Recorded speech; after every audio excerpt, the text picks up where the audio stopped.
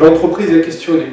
L'entreprise, c'est maintenant l'acteur majeur de nos vies contemporaines. Okay, avant, il y avait effectivement l'État, il y avait tout un tas d'acteurs, et maintenant l'entreprise, c'est l'organisation autour de laquelle nos vies s'organisent, qu'on le veuille. L'entreprise au sens large, au sens d'organisation. Sachant que par exemple l'exploitation agricole est une forme d'entreprise aussi.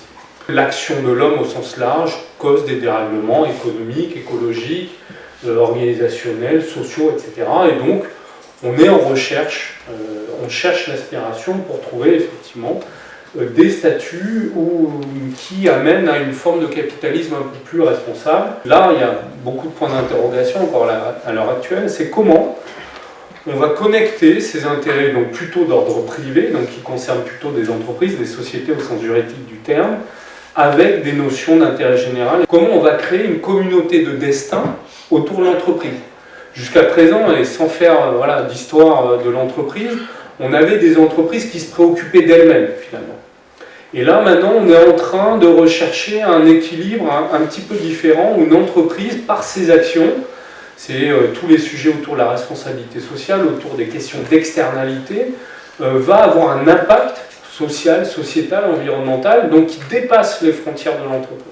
Et donc là, comment est-ce qu'on peut avancer sur cette idée de communauté au sens large? On parle beaucoup de biens communs. Tous ces termes-là renvoient à cette notion de communauté de destin. Alors, il y a des parties prenantes internes.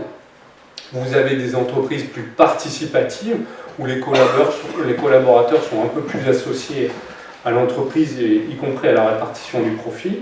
Et puis, vous avez des entreprises qui vont encore un peu plus loin et qui tendent la main ou qui associent un peu plus directement ces fameuses parties prenantes, ces stakeholders en anglais selon le terme consacré.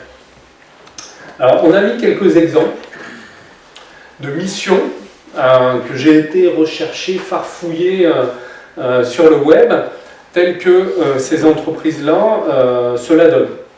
La première par exemple, la mission de Google.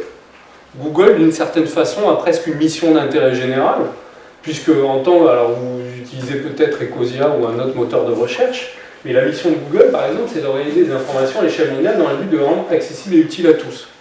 C'est hyper généreux comme mission. Ça aurait pu être, par exemple, une mission qui aurait été remplie, pourquoi pas, par un service d'un quelconque ministère de la République française, ou éventuellement d'une commission européenne, ou d'une instance de ce type. Donc à travers ces quelques exemples, vous voyez bien qu'il y a un jeu de positionnement des acteurs entre intérêt privé et puis intérêt un peu plus public ou intérêt général, où des acteurs privés, donc des entreprises, des sociétés, vont venir se positionner à travers leur mission sur ces sujets-là. La première piste de réflexion, et ça c'est presque un enjeu sociétal, ou en tout cas un enjeu du monde agricole, c'est finalement, notamment pour les coopératives agricoles, quel bout de terre ou quelle terre elles ont envie de mettre dans l'assiette des Français. Quelle histoire elles ont envie de raconter, quel type de produit elles ont envie de mettre dans l'assiette des Français et dans l'assiette d'ailleurs des consommateurs européens. Là je crois qu'il y a un travail à faire qui n'est pas simplement que théorique ou simplement pour se faire plaisir. Pourquoi? Parce que derrière il y a tout un travail de communication qui peut s'agencer et vous le savez bien, il y a des réussites. C'est qui le patron, des réussites autour des circuits courts, des réussites autour par exemple des paniers paysans, parce que derrière il y a aussi des histoires qui sont racontées aux consommateurs et qui ont du sens, et qui vont dans le sens aussi de ce que souhaite une partie des consommateurs. Ensuite, le deuxième élément de réflexion, finalement, c'est quel modèle d'agriculture pour les coopératives. Les missions des coopératives, en ce moment, elles sont plutôt sur un projet agricole et économique. Est-ce qu'elles vont vouloir élargir dans le futur cette mission?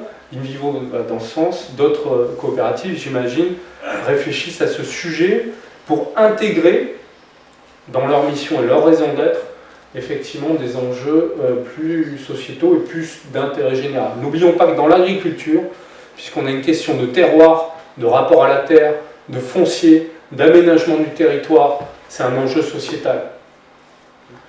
Ok, l'exploitant il est sur sa ferme, mais qui on vient chercher par exemple pour déneiger? Qui on vient chercher pour dire il faut faire l'aménagement du territoire, sinon en fait c'est laissé à l'abandon? C'est le paysan. Donc le paysan il a quand même, y compris à son niveau local, une connexion avec des enjeux plus globaux et plus sociétaux. Donc là, je crois que les coopératives peuvent aussi avancer avec les adhérents sur ce sujet-là. En tout cas, c'est une vraie question ouverte à notre sens. Parmi les derniers éléments. Une fois qu'on s'est dit ça, quelle place on veut occuper dans les filières? Est-ce qu'on veut être simplement des fournisseurs de matières premières pour les industriels de l'agroalimentaire?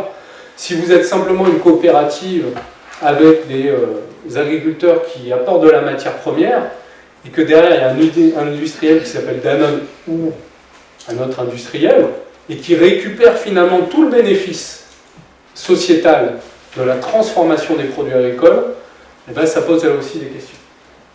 Donc il faut faire attention à cette question de positionnement, et c'est en partie pour ça que voilà, des COP font ce qu'on appelle des remontées de filière, donc on remonte de plus en plus vers le consommateur final. Après, il y a les composants propres de la coopérative agricole et de la coopération agricole qui font qu'effectivement, par rapport à d'autres grands groupes comme Danone, eh bien, il y a des limites. Une coopérative agricole n'a pas la même capacité ou n'a pas la même puissance financière, y compris les grandes. Danone, du jour au lendemain, peut lever une émission obligataire sur les marchés financiers. Il va pouvoir lever cette faire cette émission obligataire au coût le plus bas, parce que les analystes financiers vont reconnaître que Danone a une mission, sait connecter des enjeux sociétaux, et donc aura une bonne note du point de vue de sa RSE, du point de vue de sa gouvernance, du point de vue de son impact social. Ça, c'est ce qu'on appelle la notation extra-financière, et ça rentre de plus en plus en compte, y compris sur les marchés financiers, pour avoir de l'argent moins cher ou plus cher. Une entreprise qui est dégueulasse, qui émet du CO2, eh ben, elle va acheter de l'argent plus cher. Ensuite, et ça c'est des questions peut-être un peu plus polémiques, il y a la mission, il y a aussi la connexion à l'adhérent.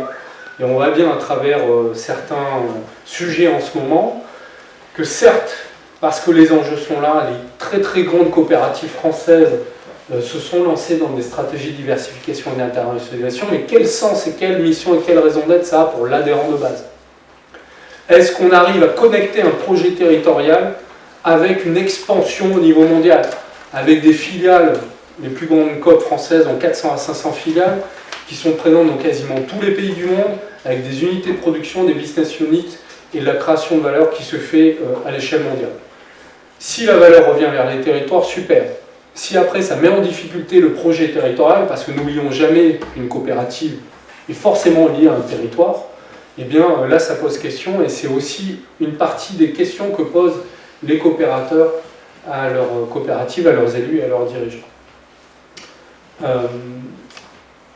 Et puis, effectivement, se pose la question après l'hybridation future du modèle. Et est-ce que là aussi... Alors, est-ce que c'est un aveu de faiblesse d'avoir une COP qui devient entreprise à mission? Je ne suis pas sûr.